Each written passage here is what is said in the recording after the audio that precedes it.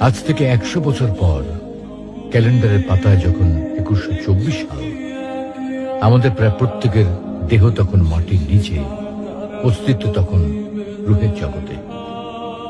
ইতিমধ্যে ফেলে যাওয়া আমাদের সেই সুন্দর বাড়িটা হয়তো পরবর্তী প্রজন্ম ভোগ করছে।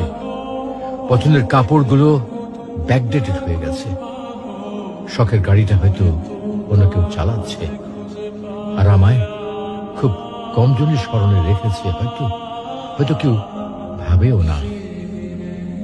হাতে তাদের সময় নেই, যাদের জন্য এত কিছু করতে করতে নিজের জীবনটাই শেষ করে দিয়েছিলাম। আচ্ছা, বাস্তবতার এই জীবনে আপনি আপনার দাদার দাদাকে কতবার স্মরণ করেন? আপনার দাদির কথা আপনি কখনো কি আপনার মনে পড়ে? পৃথিবীর বুকে আজকে এই বেঁচে থাকা, এত হইচই, এত মায়া কান্না এভাবেই চলছে। গত হওয়া অসংখ্য প্রজন্মকে টপকে আমরা এই জীবন লাভ করেছি।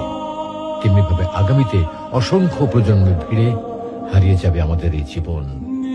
কিন্তু খুব কম লোকই সময় পায় ফেলে যাওয়া জীবনটা একটু ফিরে দেখার। বাস্তবতা হচ্ছে এই জীবনটা আমাদের কল্পনার চেয়েও অনেক অনেক ছোট।